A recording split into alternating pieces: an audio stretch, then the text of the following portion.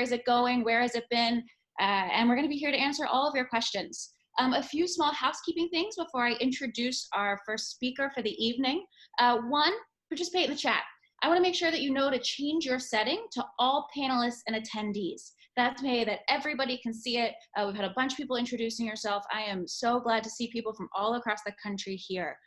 Second small housekeeping note, if you have a question for our panelists, Ross, who's going to be moderating our panel this evening, is going to be looking through the Q&A function. So if you look at the bottom of your screen, there's a little thing that says Q&A, looks like two little chat buttons. Go there and ask your question, and Ross will get to as many as he can to make sure folks can answer it. Third note of housekeeping, we want to make sure to say thank you to our incredible host committee. More than 100 people contributed to sponsor all of the events this week, and it means so much to us to know you're on our side. We are so grateful for everyone who's contributed, whether it's $1 or 20 or 100 or more. Whatever you have done, I promise it is going to a good cause. Our team takes this so seriously. I'm going to give you 2 minutes on what Run for Something is up to right now, and then we're going to go to our first speaker. As for those of you who don't know, Run for Something recruits and supports young, diverse progressives running for local office all across the country. As of last week, we've identified more than 50,000 young people who want to run for local office. We've endorsed more than 1,000, and in just 3 years, we've elected 309, including 4 more this week in Wisconsin, to local office across 45 states. They're predominantly women, nearly half are people of color, and they are making a difference now. They are leading, they are making food available for kids across the country, like Delegate Danica Rome in Virginia fighting the USDA. They are protecting our counties, even in states where the governor isn't. You know, in Texas, Lena Hidalgo, the Harris County judge, is the one who issued the shelter at home order way before the Texas governor did. They are making real progress and leading when it matters most. Right now, one of the things we're doing is making sure the candidates we work with have the resources they need to navigate this new environment. I'll drop this link in the chat in a moment, but we've set up resourcesforcampaigns.com. It is a guide onto all of the different ways you can navigate this new world. How do you organize virtually? How do you fundraise virtually? How do you get people to sign up to vote by mail? How do you run a campaign when you can't actually knock doors and do the grassroots work that we know wins elections? We got to win them anyway, so we're going to find a way. My last note of housekeeping is that if you're able to give, and I will only ask this one more time tonight, if you're able to give again, I hope you will. We're going to drop a link in the chat momentarily for how you can do that. Every dollar matters to us. We have so much work to do to win elections this November, and more than that, to win them next November and the one after that and the one after that too. Because as we said in the video, we are here to stay. We're only here to stay with your help. Final little housekeeping note, my dog has woken up. You might hear some barking and snorting in the background. I know that's true for many of our other panelists, so please forgive any noise you hear. With that, I want to introduce our first welcome speaker. You may be familiar with her from the Senate, from her presidential campaign, from my t-shirt, which I'm so nerdily wearing today. Thank you so much, Senator Warren, for joining us this evening. Well, thank you very much, Amanda. Thank you, Ross. This is going to be fun when you put this together. And my dog just finally collapsed over there, and he's at least asleep for right now. Burrito Bailey is taking a break at this moment. So I just want to thank everybody. I just love Run for Something. And right now, when we see what's happening at the federal level, with the enormous absence of leadership or leadership in the wrong direction, it really puts the highlight on how important it is to be running for something at the state level, at the local level. We need leadership everywhere, now more than ever. And, you know, part of the reason for that is we see it in this coronavirus crisis. If we'd had better leadership, more people would survive this crisis. If we'd had better leadership, we'd be in better economic shape through this crisis. So if nothing else, the importance of running for elected office, the importance of getting out there and leading in your community, in your state, at the federal level, just has been triple underlined in just the last few weeks. So thank you, thank you, thank you for everybody who's stepping up, for everybody who has stepped up. It's really an important time, and all that you're doing is really important. You know, one of the things I was thinking about what I wanted to talk to you about tonight, and one of them is to talk about what's going on in a time of crisis and how it is that many conservative leaders are using this as an opportunity to advance their agenda. Instead of everybody just pitching in and concentrating on how we protect our health and how we make sure that everybody gets fed and that we're supporting the economy, what we're seeing is conservatives are still in there, man, every minute playing the political game. That's what Wisconsin was all about. When Governor Evers said that he thought that for the safety of the people, he should postpone the election, and no, the Republicans came roaring back because they believed it was going to be their chance to be able to elbow ahead in a low turnout election.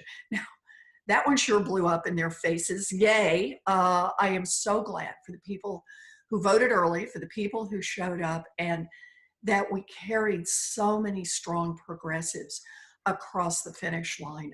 And I'm glad that Run for Something was a big and important part of that. But it is important to keep an eye on everything else that is still going on in government. Government is still open, and conservatives are still fighting for what they want to see happen. Probably on the environmental front is one of the places you can see it the clearest. Rolling back the auto emission standards, telling giant corporations and big polluters, hey, just monitor yourself and turn yourself in if you're not following emission standards. In other words, just give them a license to cut every corner they want to cut, to dump whatever they want to dump in the air and in the river. That's why we need better elected officials. You know, another place that you're not seeing any big public attention, but right now, HHS is in the middle of rewriting the rules on what constitutes poverty. So they want to move it down so fewer people are eligible for assistance. Fewer people can get SNAP, fewer people can get housing assistance. So this is a time to be very vigilant, obviously on the health front, obviously on the economic front, but also on all parts of government. And one of the best things about Run for Something is we got a lot of people on this call tonight who are experts in a lot of different areas. Keeping each other informed about what's going on, places to look out, so people will look locally to see how their current constituents or future constituents are being affected, creates real possibilities for everyone and things for people to talk about with voters. So I think it's really important. One of the pieces that I hope we're all going to get focused on is the importance of access to the ballot. For a long time now, there have been many of us who have talked about voter suppression, about the many, many ways that Republicans have simply and openly tried to keep people from voting if they thought there was a likelihood those people were going to vote Democratic. So they tried to keep people of color from voting. They tried to keep students from voting.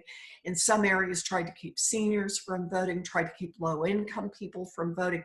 And they've used, over time, hundreds of different tricks. Now, finally, Democrats have awakened to this and started fighting back. But it is during this coronavirus, and particularly with the election on Tuesday in Wisconsin, that we really saw this in full force, a way to try to keep people away from the polls, because one of our two political parties, major political parties, sees it as a way for them to be able to win seats that they otherwise would not be able to win offices they couldn't otherwise win. I think that what we saw in Wisconsin is a huge wake-up call for what's coming in November if we don't act now. So I'm ringing every alarm bell I can, and I know I'm not the only person doing it, but how important it is that we have federal rules in place immediately that require every state to mail out ballots to every registered voter. that we also impose on the states so that they must do online registration and extend registration periods so that we still have in-person voting on the day of the election and plenty of early voting, and that we put enough money into it. The estimate is about $4 billion so that every state can run an efficient, effective federal election come November. And I'll put in one more because it ties to the post office. This is also a place where we need to make sure that the post office has enough money so it is still operational as we move into the election in November. So I want to underline this one because now is the moment. We have seen the health consequences of when people can't be together. We've seen efforts to move elections, the intervention of the courts all the way up to the Supreme Court. Look, I get it. We need to stay safe, but we also need to make sure that our voices are still heard. And that means access to voting.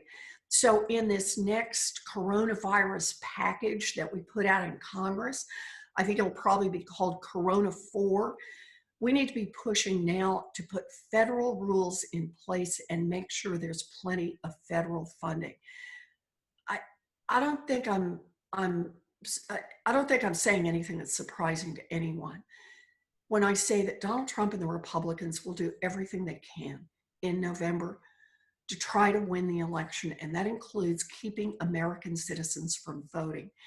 It is important that we get the rules in place and the resources in place right now so that every election that is held in America is an election that people can trust because every registered voter had a chance to be able to participate in that election. So please, please, please, all the things you try to keep on your table, be sure to talk about voting. And I should add one more thing. I just saw some really high quality polling data that shows that not only do Democrats believe in vote by mail and that everyone ought to have access to the ballot, a majority of Republicans support that as well right now. So let's take this moment and let's push on that. One more issue that I just want to raise while we have a chance because it's so immediate is in the middle of this coronavirus crisis. As people are starting to talk about what's the future going to look like, how do we make it out of this, we need to keep talking about the importance of testing. And when I say testing, I don't mean we need thousands more test kits. We literally need tens of millions more test kits so that everyone has an opportunity to be tested. People who exhibit symptoms, but also we need to be doing random testing of people who don't, so we can truly track what's happening with this virus. And we need both kinds of tests for active infection, but also tests for serum testing, as we are trying to develop the science quickly to determine, can we see if you have antibodies in your blood? And if you do, does that mean you'd be protected from future infection by the virus? And if so, for how long? Testing is just crucial to moving forward. A second part of testing that is so crucial is to make sure that we're collecting data on who gets tested. It's not only about age and gender, which has been collected from the beginning. It's also about race and ethnicity, because there is increasing evidence that the coronavirus is hitting harder and has greater lethality in communities of color, particularly among African Americans. But what that means is we've got to make sure that testing is widespread everywhere and that it's available.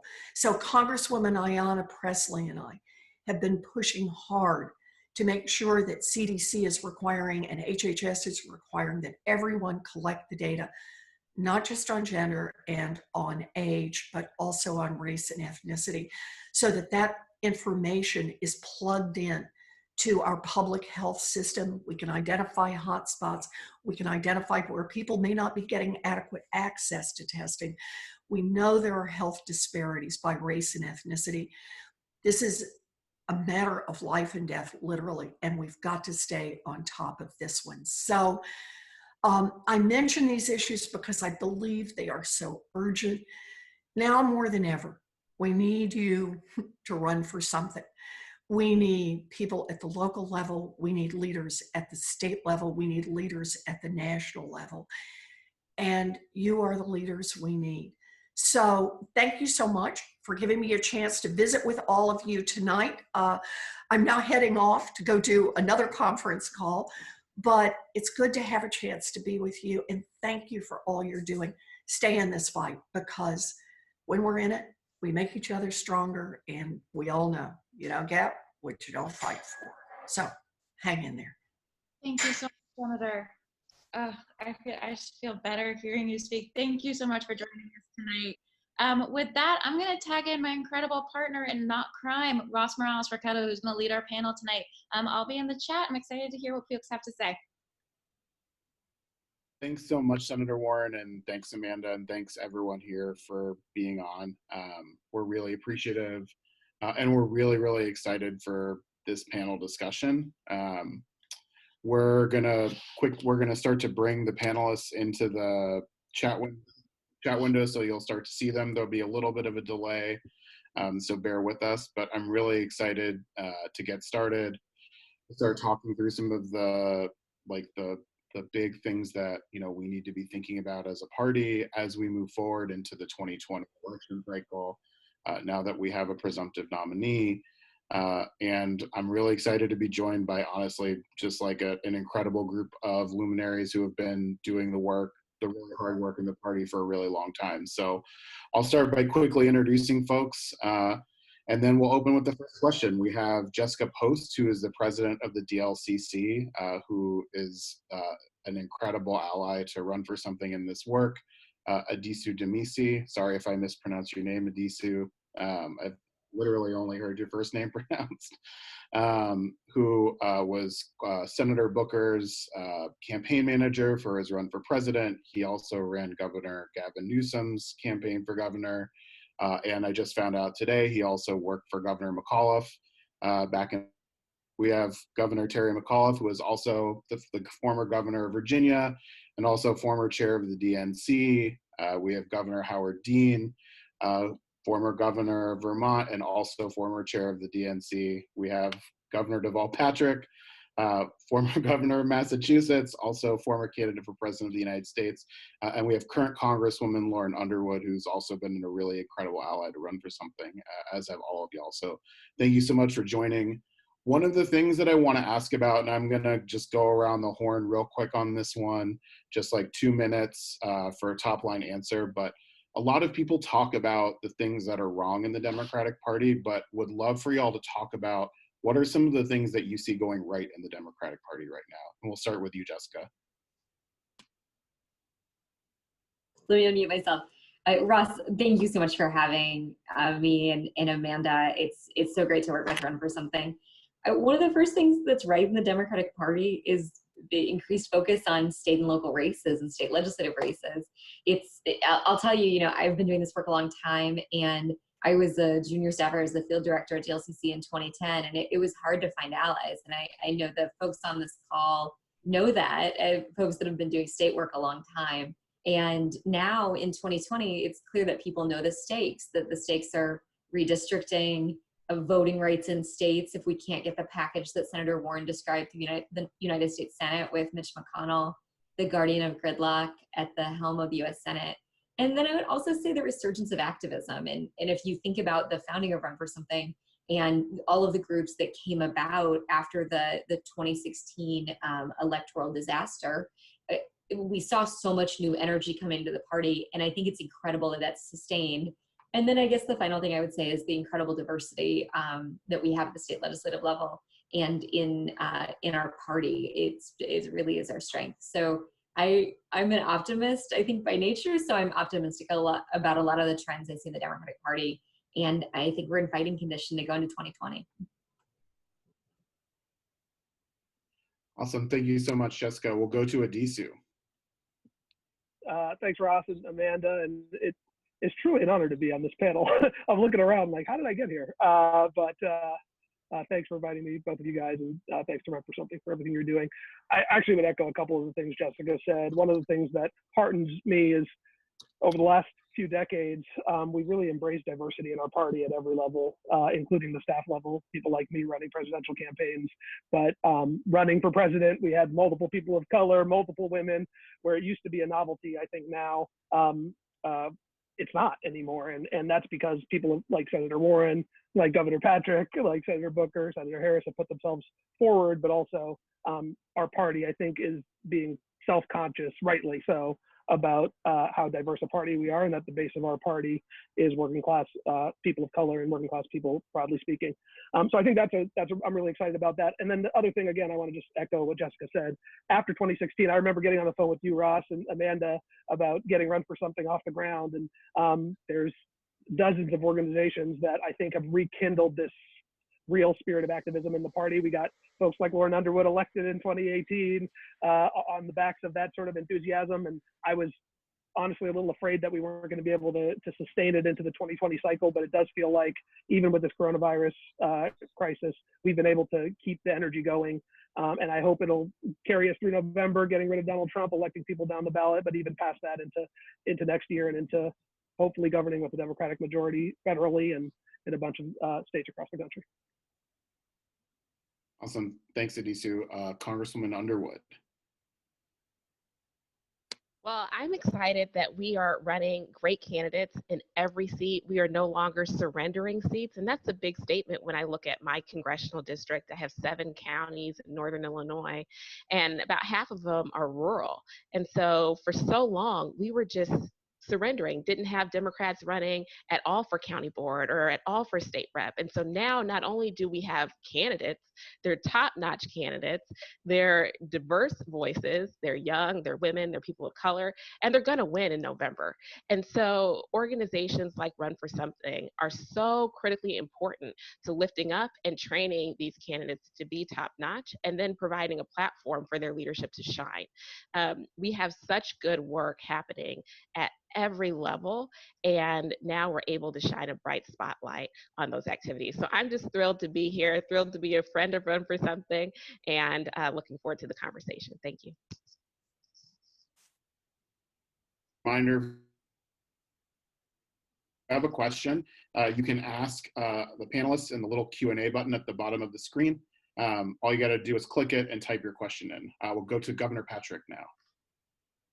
What's going right in the party? First of all, this is going right. Thank you, Ross, for having me. To Amanda for her leadership.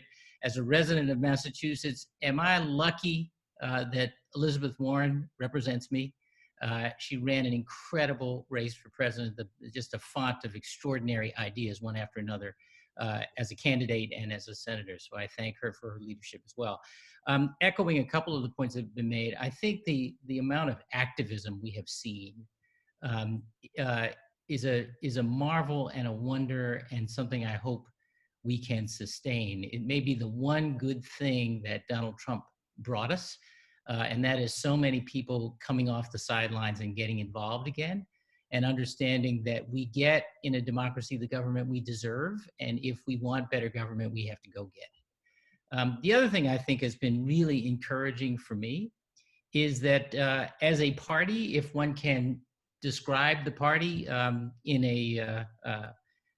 this kind of generalization, we are beginning once again to give progressivism a real bear hug. It's not something we are uncomfortable with on the whole or queasy about talking about, not just defending, but in fact advancing.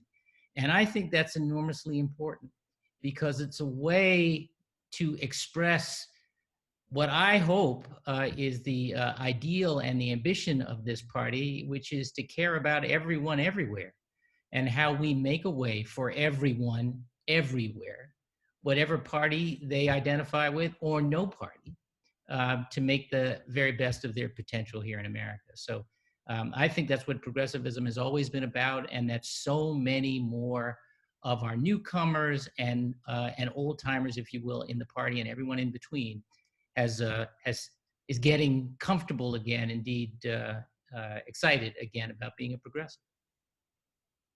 Thank you, Governor Patrick. We'll go to Governor McAuliffe.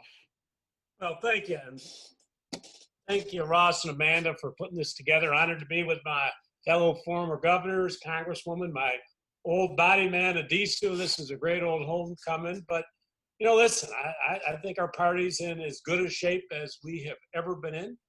We now have a very early nominee. Early we've seen in a very, very long time. We're unified. I think people are energized. You have seen turn up in 17, 18, 19, 20, be up all over the country. Donald Trump gets a little credit for that. He has energized our folks. In Virginia this year in the primary, believe it or not, our turnout was up 68%. I mean, that's just truly extraordinary. But to all the folks who are on this with us today, you got to step up and you've got to run for office. We need more people running for office. It's the Democratic Party that really will make a difference in your lives. You know, I think 7 years ago, I was running for governor of Virginia in 2013. We were a state that was dominated by the Republicans. All the statewide were Republican, only 32 Democrats out of 100. I had to break a 44-year trend in order to get elected. Luckily, we won, carried in the Attorney General and Lieutenant Governor, and we became slowly, year by year, we became a Democratic state. What was a red state is now a blue state. We control everything, the House, the Senate, and the governor's mansion. And what does that mean? You know, we got now great clean energy legislation. We've got gun bills passed, women's rights protected, all of the things that we fight for as Democrats. And we have a strong economy. And that's happened in Virginia in 7 years is when we were able to do this. We can do this all over the country. I think a huge opportunity for us in North Carolina this year. I think we got a great shot of winning the United States Senate, but we've got to turn our folks out. And to the 92 million people who did not show up in 2016 for whatever reason, they got to come out in 2020. But we can't do it if we don't have great candidates on the ballot. And we have great candidates, great progressive candidates, and then we win, and then we get great legislation and make people's lives better. So I'm very optimistic. We got a lot of work ahead, but this is the year for the Democratic Party here in America. Thank you, Governor McAuliffe. And last but not least, we'll go to Governor Dean. Governor, former. First of all, let me thank my fellow panelists for supplying leadership over the years to make real changes. I remember, Deval, when you first became governor, I came up to see you preside over an opening of City Lights or City, what was the program that was in Massachusetts that started? It was so fantastic. Anyway, whatever it was for inner city youths. And I was coming into the back with you. You must have been in office, I bet not more than 2 weeks. And it was a very heavily inner city crowd, young African-American kids who were maybe 15, 16, 17. And they had a couple of kids who came in, and there was one small black child who just looked at you and his jaw dropped because he knew he was seeing the governor of Massachusetts, but he did not know what you looked like. That was such a breakthrough moment for me. I was with one of the DNC staffers, and that's what this is about. This is about changing to a new generation. What excites me about this more than anything, all the things I've agreed with everything everybody said, the new generation of Americans is taking over this party, and they're almost there. It started in 2017 in the Virginia elections, which were extraordinary. This generation likes diversity. They care deeply about climate change. Gay rights is a civil rights issue of their time. And they believe that everybody ought to be treated fairly and equally. They believe in women's rights. It is an extraordinary generation. But the most important thing is that they're a lot younger than some of us here on this thing. And they look forward. If somebody ever asked me the difference between Republicans and Democrats, it's really clear to me. The Republicans are afraid of the future, and the Democrats embrace it.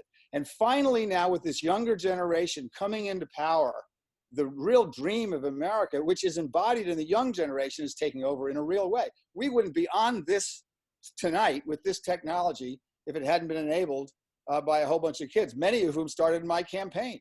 I didn't invent any of this stuff. We just didn't have any money, and we let the 23-year-olds do whatever they want. And that's how we got here. So I am incredibly excited.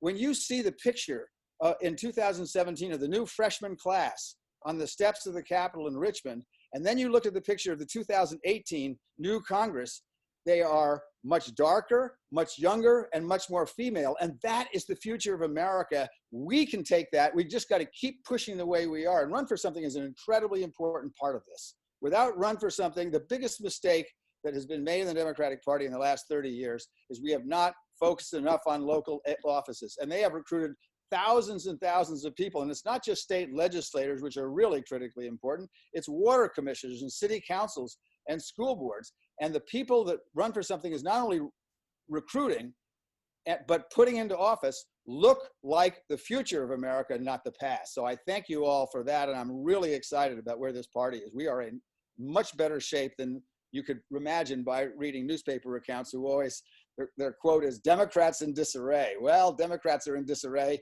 Let us stay in disarray if this is disarray. Thank you, Governor Dean. All right, I'm going to start asking individual questions, and also folks who are watching, again, click the Q&A button if you've got questions. We're going to start, I'll start with you, Jessica. You know, a lot's changed over the last 5-6 weeks. Like, what's changed over at the DLCC, and sort of like, what are y'all doing like in response to sort of the moment that we find ourselves in? Thanks, Ross. Well, I think first we're really encouraged by the win on in Wisconsin that was announced on Monday, and the pivot to digital organizing tactics that I think were really something that we did in campaign sort of anyway, but moving more to peer-to-peer texting, increasing relational organizing. So folks organizing in their own communities, which is an old school tactic, or in their network of friends, and then going back to old tactics like calling people on the phone or sending postcards signed by multiple neighbors. All of those things have been around for a long time, but I think we're recreating different ways to use them digitally. So those are some things we're thinking about as far as campaign tactics. At the state legislative level, as you know, and folks on this call know, door knocking is our primary medium. That's how we persuade people to support our candidates. And so we have been thinking a lot about, can you do door knocking in a socially distanced way? What are the things that we can do to ensure that our candidates are prepared and ready to win? And then I think organizationally, one thing that we've realized is that we're at an intersection on voting rights because of the lack of federal government action. And so I've been talking with state house leaders. I was on the phone with the Maine Senate president the other day, talking about online registration, making sure that when a mail ballot is mailed, that if it arrives, if it's postmarked on election day, that it counts instead of arriving on election day. So we also now see ourselves in the cross section of voting rights and are using our position in the party to talk with state house leaders around the country about that.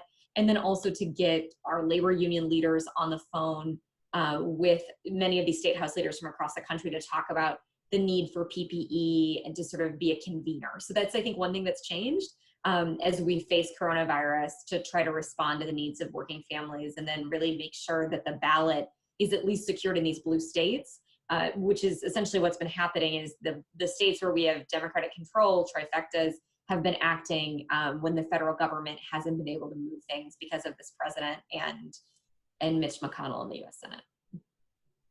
Awesome. Thanks, Jessica. This next question is for both Governor McAuliffe and Governor Dean. As two former DNC chairs, what is the most common misconception that folks tend to have about the Democratic Party, or just the DNC generally? Who you want to start? Whichever one wants to go. Sure. Everybody thinks the DNC is in charge of anything, so you're ultimately responsible for everything. You get blamed for everything, but that's okay. I didn't bother Howard and I, but listen, DNC is there to build the operation, build the grassroots, run the campaigns, and assist. And listen, when I went in 2000, I had no interest in being chair of the DNC. I had a lot of things going on, but after the election in Florida in 2000, where they stole the election from us, and I found out that the DNC, the National Party, did not even have a voter file, believe it or not, and the Republicans had one for 20, 25 years. I said, well, we need someone that's going to straighten it out first financially. And so I went in, got rid of the $25 million in debt, and built our party's first national voter file. We did not have a voter file at the National Party. And you wonder why in Florida, 180,000 people were not responding to the DNC or the state party outreach during Get Out the Vote. They were dead, and no one had cleaned up the files. So, you know, Well, in listen, Chicago, they would have voted. yeah, that's right, exactly. So really, you know, the party got itself up running, and I was glad to hand the party over debt-free with a couple $1 million in the bank from my great predecessor, Howard Dean. But we're a different party today. We're a high-tech party, but we're out there providing the tools necessary for what we need to do, and we're probably going to use it. My personal guess is not likely. We're probably going to have a convention. I think we'll most likely have a virtual convention, and that's why all the tools we're using now will probably really come to our party's aid. But this party's got to figure out how, in the coronavirus world we live, how do we communicate, and how do we motivate voters coming up in this upcoming 2020 election? Because it's going to be different than anything we've ever seen before. The old playbook is gone. It's a new day. Well, first of all, let me thank Terry for leaving me with a brand new building, no mortgage, and a $6.5 million surplus, which is unheard of after a presidential campaign. And that did allow us to set up the data and also the 50-state strategy, which was the beginning of our comeback, I think. I think people misunderstand the DNC. One of the reasons I'm on this is because I, along with some other people, including Hillary Clinton, funded Run for Something and a number of other organizations. And what we did, a lot of the functions of the DNC are now being taken over by groups like Run for Something. In this generation, everything is diffuse. There's no centralization, and it's really distributive efforts. So what we did was vet 10 different organizations that could assume most of the functions of the DNC. This is not to say anything bad about the DNC. The DNC really has two major critical functions. One is to run the convention, and two is to preside over the nominating process of the president and set all the rules for that. A lot of the rest of it is now taken over by young people who are doing things like this. And that is so effective and so efficient. And that it's really not because I thought that should happen. It's because your generation is taking over. And of course, you're going to craft institutions the way you see them. Your generation tends not to like institutions at all and not trust them, which is, you know, with fairly good reason. But you're going to build your own institution the way you see them needed to be built. And diffuseness, we're building a database right now, which is incredibly diffuse. Allowing people, we don't own any data, but we're going to allow 170 organizations on both the hard and the soft side to share data legally. We learned some of it through the shenanigans of the Republicans, but they have a big $250 million database funded by the Koch brothers. And we're going to have a database that's funded for a tenth of, or less than a tenth of that price. And we're all going to own it together. The soft groups, the hard groups, we're all going to be able to, for the first time, the DS, the D-Trip, and the DNC are all kumbaya with this stuff because we're all going to use the same database. But the database is diffuse and distributive. So the DNC, as we sit here, is completely changing its role in the short time between when Terry was the chairman and now Tom Perez is the chairman. It is a very different organization. I chuckle when people think the DNC fixed this or the DNC fixed that. Our job is to not fix anything. Our job is to try to run a fair convention, try to run a fair primary system, which we're going to have some trouble with as a basic, what went on in Iowa and all that kind of stuff the next time, and then be a referee. And I can remember when I was the chair, Hillary and Barack Obama used to call me about every 3 weeks complaining that I was in the tank for the other one. So I knew I was doing a good job.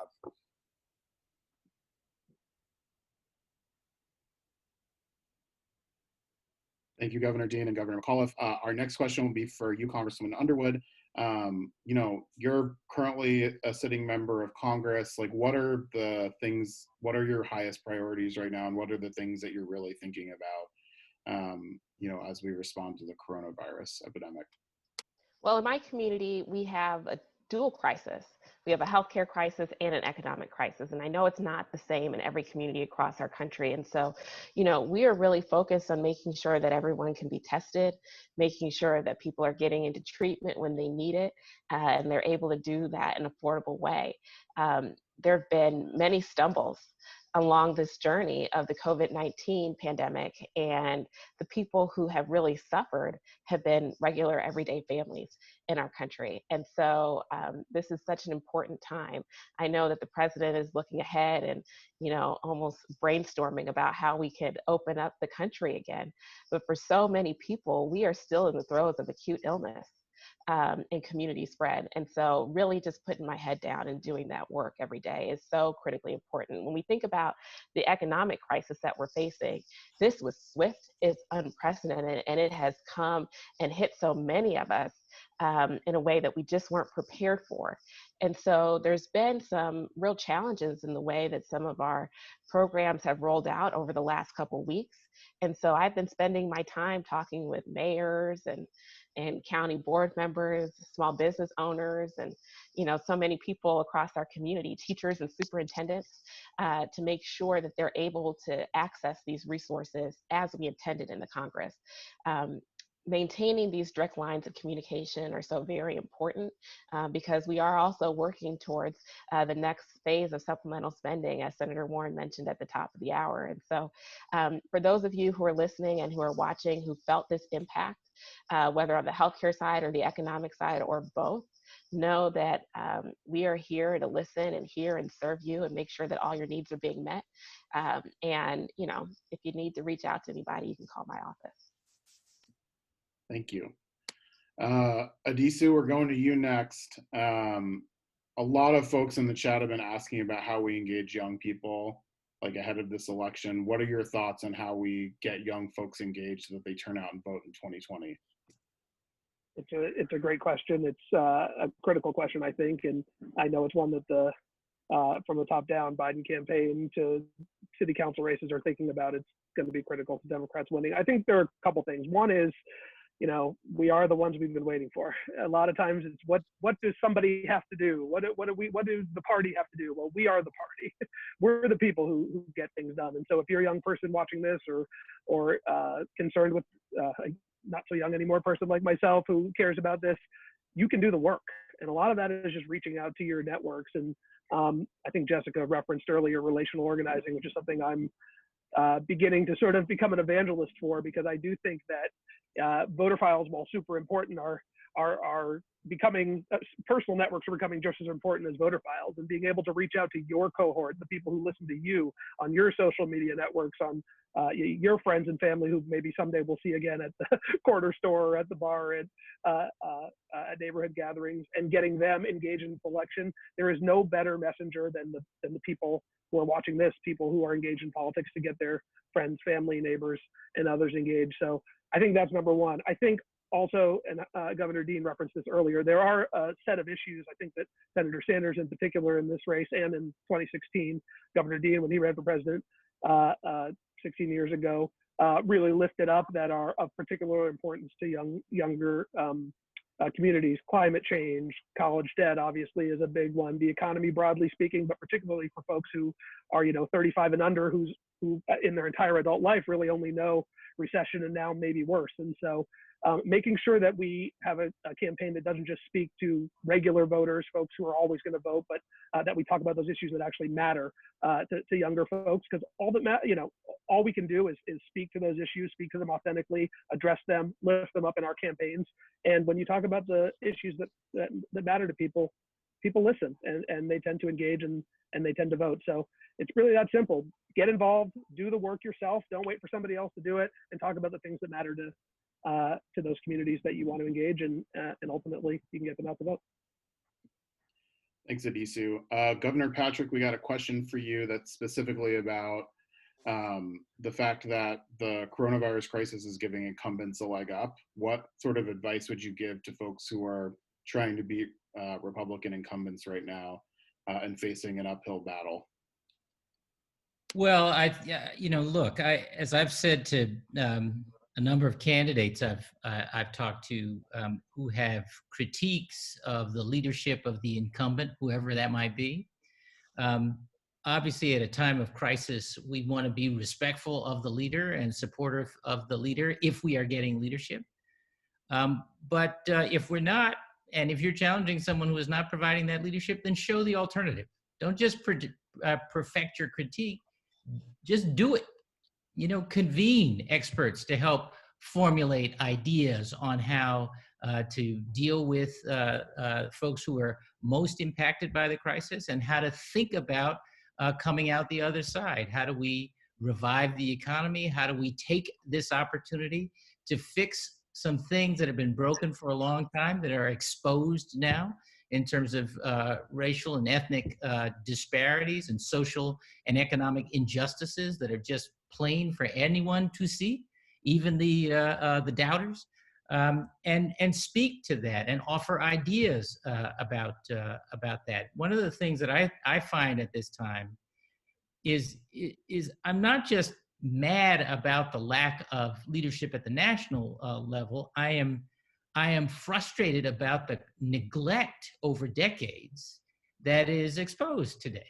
And everybody on this panel knows about it. We have all worked on these issues over time, but they are unavoidable. The ways in which the essential worker is today someone who delivers your Thai takeout so that you can shelter at home, and the way we don't think about the person behind the plexiglass checking us out at the grocery store when we go to buy blueberries in the winter, or the people behind the production of those blueberries from wherever it is, closer to Addisu where they come from, or maybe closer to Jessica, depending on the season.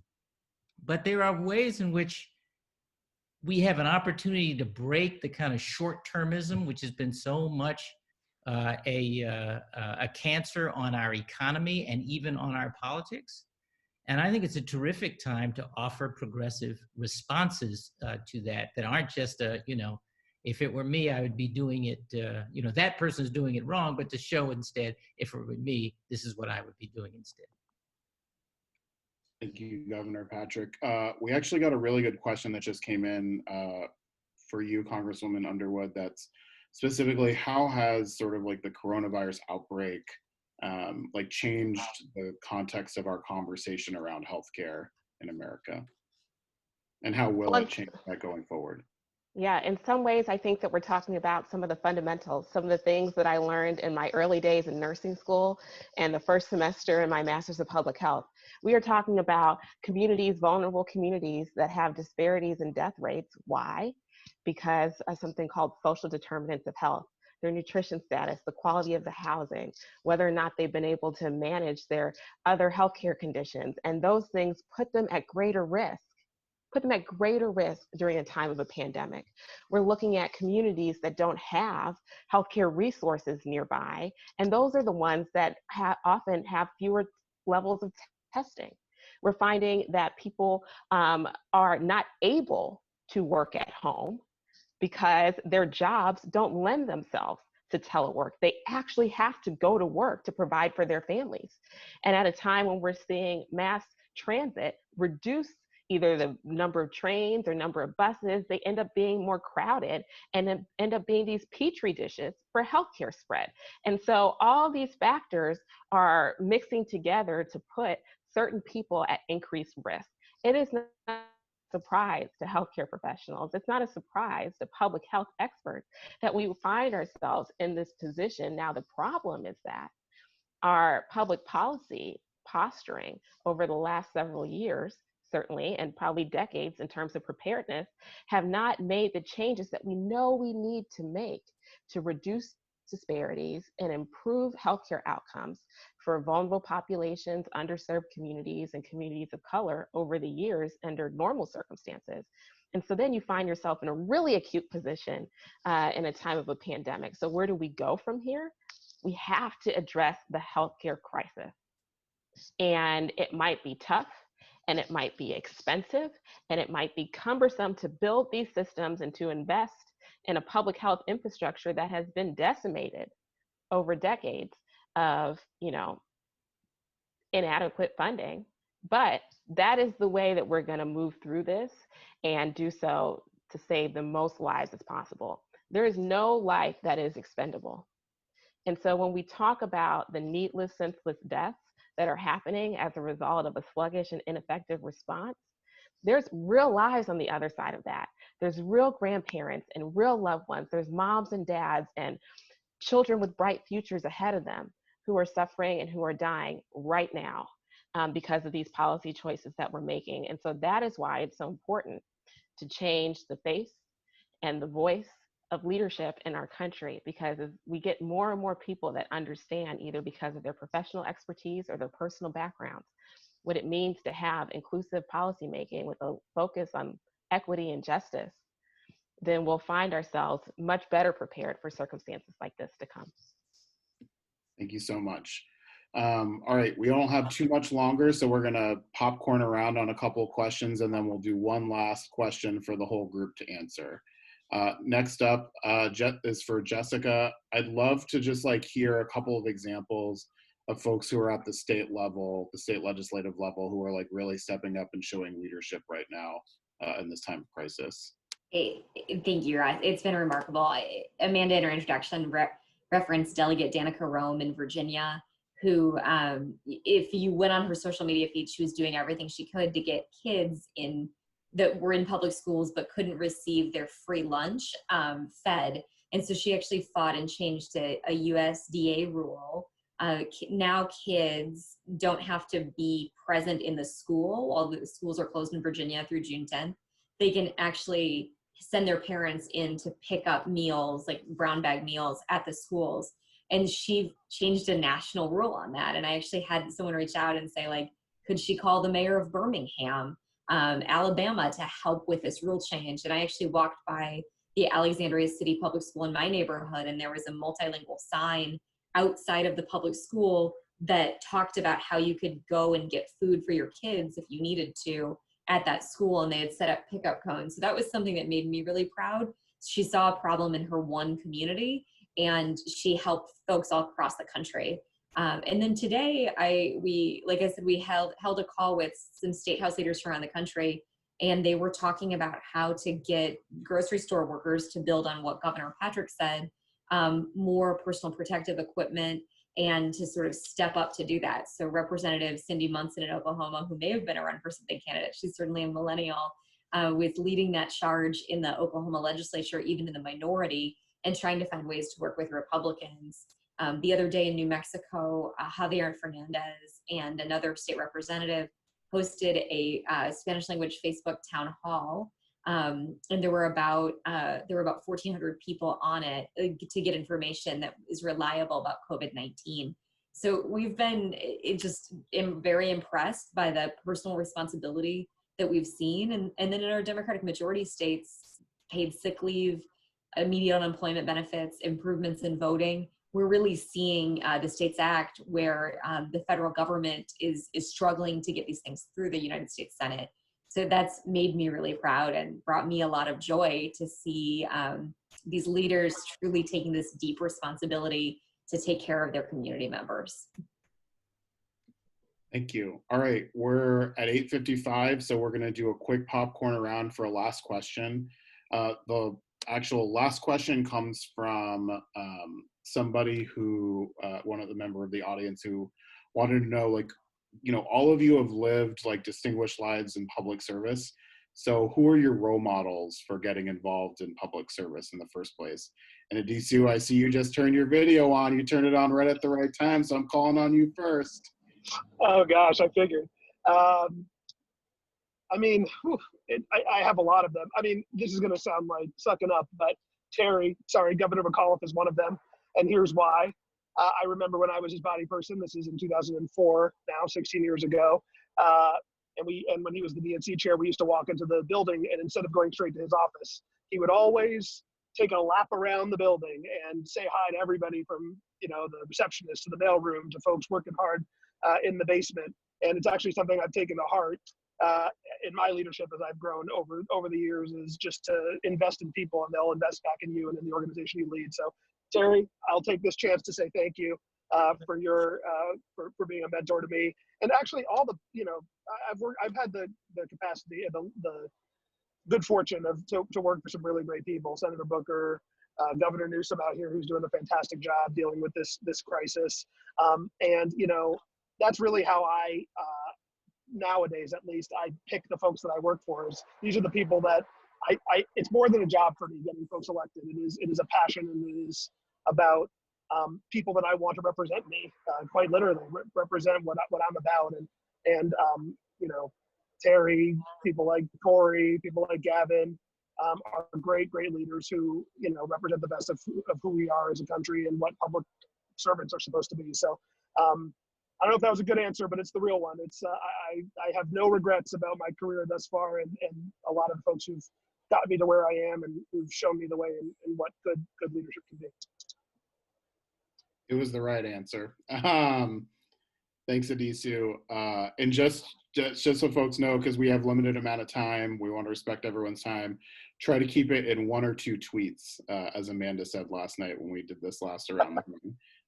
Governor Dean, we'll go to you next. Role models. One was Jimmy Carter.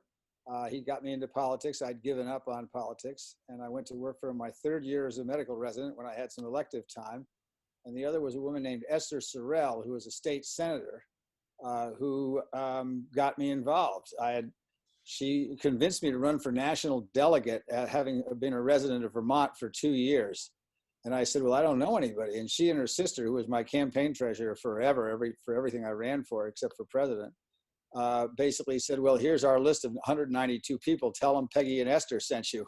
So I went to the convention, and the rest was history. That's awesome. Thanks, Governor Dean. Governor Patrick. Wow, I love those answers. My role models are the politicians who are about more than accumulating political capital, but are willing to spend it, because I think that's how you actually get stuff done, and are willing to spend it by trying things, by innovating. And in that spirit, both FDR and Winston Churchill have been political and historical models for me. Awesome, thank you. Congresswoman Underwood. I grew up 45 minutes west of Chicago in my hometown of Naperville, Illinois. At that time, when I was in elementary school, we had 2 powerful Black women who were on TV every day who inspired me, Oprah Winfrey and Senator Carol Moseley Braun, the first Black woman to serve in the United States Senate, and they were mine. And I wouldn't be here if it weren't for them. Thank you. Governor McAuliffe. Young age, I think Franklin Roosevelt as well. You think what he brought our country through, and at the time he'd had polio. I mean, all the things he had to deal with. And then, of course, as a young man, John Kennedy was such an inspiration. I started with the DNC when I was 22 years old. I was the national finance director. I've had every job you can have at the DNC. I've spent my whole life as a full-time volunteer for the party. I've been luckily entrepreneur, successful in business. Began my first business at 14. And have been involved ever since. But, you know, if you want to make a difference in life, to all you young people here today, get in politics, shake it up, take some risk, go for the gusto. Thank you, Governor. And last but certainly not least, Jessica. My earliest memory is going to the polls with my mom in 1984. And am I muted or am I not muted? Sorry. Not muted? Okay, great. So going to the polls with my mom in 1984, and I remember like pulling on her long coat in rural Ohio, and she looked down at me and said, like, my mom was like, we're gonna vote for Mondale Ferraro today because it's so important to have women in office. And that was something that I took to heart. And she bought me like this poster that still hangs in my office. It's Smurfette from the Smurfs, but Smurfette's like in a suit, and it says president in front of her desk. And so she and my grandmother, who served in the Marines in World War II in Korea, were like, you need to believe in women's leadership. And so Ferraro was sort of a faraway mentor. And then when I started working with House candidates in my home state of Missouri, I worked with a woman named Pat Yeager, who was a night manager at a grocery store. And I used to meet her on the bench in front of the grocery store at midnight to talk about her campaign. And she passed me this like shoebox of business cards. And that was her finance list. And I think about that moment all the time when I think about what first-time candidates need, is just resources, the ability to call. And and somebody that'll meet them at midnight. And then when they get off the night shift, we'll be able to give them a walk packet when they wake up at 3 p.m. the next day to go door knocking. And then they knock until they've got to go and work the night shift, because in many cases there's not full-time legislatures. So that was more than a tweet, but those are the like very meaningful like political memories sort of early in my career. Thanks, Jessica. Thanks so much to all the panelists. Y'all are amazing. I'm going to kick this back to Amanda for a final word. Thank you guys so much for joining us tonight, and to the more than, I think it was at least 200 people who came onto the call this evening. This is so good. I want to remind you, we are doing one more of these tomorrow evening. The lineup is as good, if not even more, if that's even possible, inspiring. Whoa. As Be safe. excuse me, Governor. It's going to be amazing. If you can contribute, again, I just hit enter on runforsomething.net/build, contribute, share it on your social media, post it. We need to do this. We need to keep this work going, and it's only possible because of your contributions. Thank you guys so much for doing this tonight, and I hope you walk away feeling as good as I do. So have a good evening, everybody. Thanks so much, Ross and Amanda, at Run for Something. Thanks, Bye. Ross. Thank you. Thanks. Thank you.